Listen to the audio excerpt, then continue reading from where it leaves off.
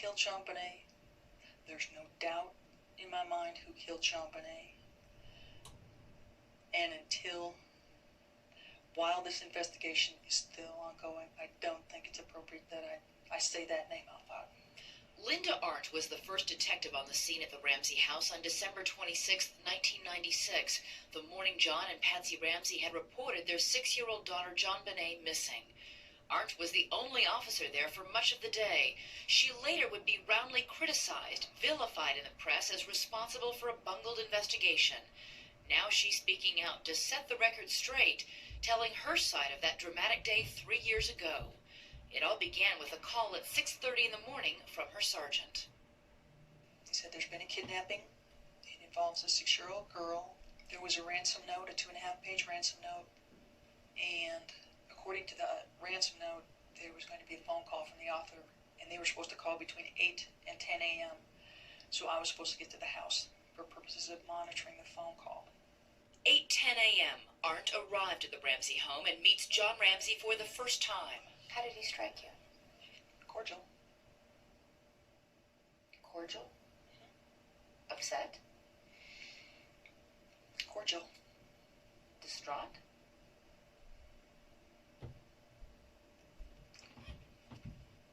Cordial. Did it strike you at all that that was behavior that was unusual for somebody whose child was just kidnapped? It's been my experience that people respond to trauma in different ways. So if someone has a response that is different from mine, I don't put judgment to it. I'll just note it. And that is what she says she did all morning. Make mental notes of all things curious, including, she says, the fact that Mr. and Mrs. Ramsey remained apart in separate rooms for most of the day. That at one point, she says John Ramsey took time out in the middle of the crisis to read his mail. I remember seeing John in the kitchen, looking through his mail, and I made a note that he was looking at his mail, and then I wondered, where did your mail come from? Isn't it possible maybe he was opening the mail looking for a clue from the kidnapper? I don't know. And I don't speculate. It's a piece of information that I see. It's something that I know.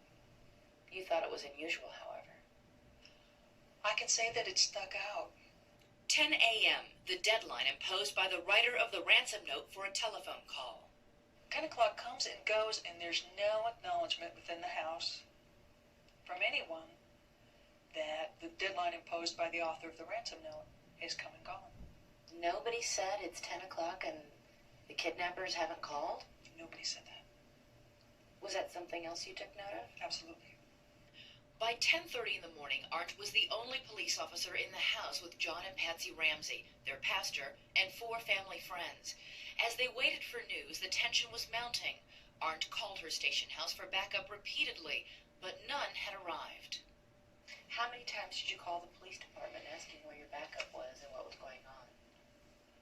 Well, I remember at least 2 calls. Both times I was told everybody's in a meeting. They got your message, and that was it. Were you feeling pressure being in charge of a group this large and with anxiety that high? I felt tremendous pressure.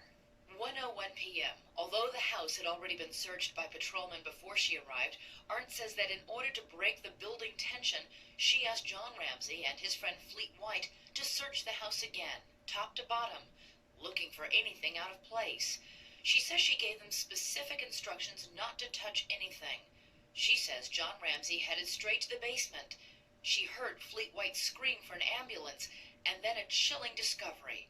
For Arndt, the pieces of the puzzle fell into place. And I see John Ramsey carrying JonBenet up the last 3 steps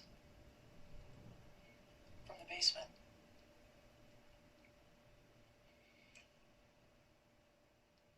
And my mind exploded. And everything that I had noted that morning that stuck out instantly made sense.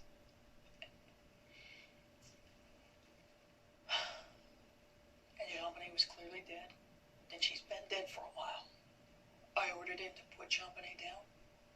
I knelt next to her and I leaned down to her face. and John leaned down opposite me, and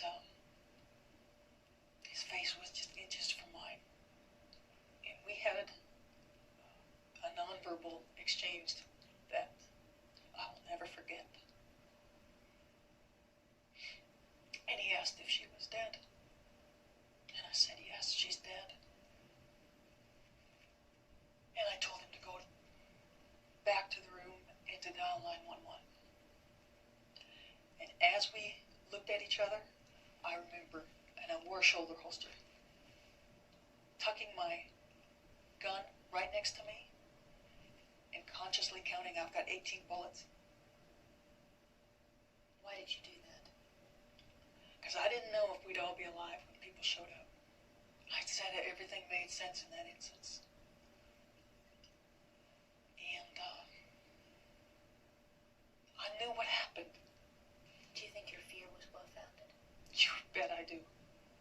There's no doubt in my mind. To this day? Never wavered. You were afraid because you thought the killer was still in the house. I knew it. Absolutely? Absolutely. 1:10 p.m., Detective Arndt moved JonBenet's body from the hallway to the living room. John Ramsey came back into the living room, and he grabbed a throw that was on the back of a chair, and he says, could you please cover her body? And as he's saying it, he's already put the blanket on top of her. Arndt would later be harshly criticized for two key decisions: asking John Ramsey to search the house and allowing John Ramsey to place the blanket on JonBenet's body. You had to know that that was going to contaminate evidence. JonBenet's body was in and of itself a crime scene. Would it be nice if John hadn't found JonBenet? Absolutely. And would it be nice if he had put a blanket? Yeah, it would be great. And it would be nice if there were other people to help control and keep people away. That would have been wonderful. But that's not the circumstances that I had available that day. Still alone in the living room with John Ramsey, Arndt then heard Patsy Ramsey's voice. And I heard a wail, just a guttural moan, aching wail from the back area. It's probably one of the most pitiful things I've ever heard, and anguished. And I saw the rest of the people, Patsy and Pastor and the four friends, come to them towards the living room. So I said, if you want to say goodbye to JonBenet, this is the only time you'll have to do it. And, there's just so much. There's so much pain. And I called 911. I gave my radio number. I said, the kidnapping has turned into a murder. This house had suddenly become a homicide crime scene. Oh, it became hell. JonBenet was brought up at about 5 minutes after 1. And at 10 after 1, nobody'd shown up. And I looked out the window to the street, and I saw an ambulance slowly drive by. And I thought, I am in the Twilight Zone. Meanwhile, the pastor led the Ramseys and their friends in prayer in the living room, holding hands as JonBenet's body lay before them. I thought that would be the best way to organize everyone, to keep them distracted, to keep them from touching JonBenet, and to keep them focused on something other than looking at JonBenet. 1:20 p.m., after 3 hours as the only officer on what Arndt calls an incredibly tense crime scene, and 20 minutes after JonBenet's body was found, backup finally arrived. The next day, the autopsy on JonBenet was conducted. Linda Arndt was there. I hadn't seen savagery done to a child or even an adult until the doctor peeled back her scalp and saw that horrific fracture to her head. It was the length of her head. It was 8.5 inches long, and there was something else even more disturbing. She had trauma.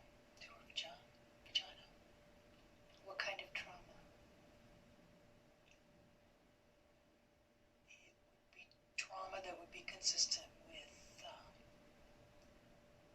injuries seen in sexual assault cases. Recently? I guess the best way to say that was what was seen was not a first-time injury. The coroner, in fact, said the evidence was inconclusive, but ABC News has confirmed that 3 medical experts who consulted for the Boulder Police Department concluded the injuries were consistent with prior sexual abuse. As the Ramsey investigation dragged on for weeks, then months, and then years, the criticism of Linda Arndt's actions that December day continued. But she still defends her actions, saying she's become a scapegoat for a flawed investigation. And Linda Arndt remains convinced that she knows who killed JonBenet Ramsey. She will not say the killer's name, but has no doubt that justice will never be done.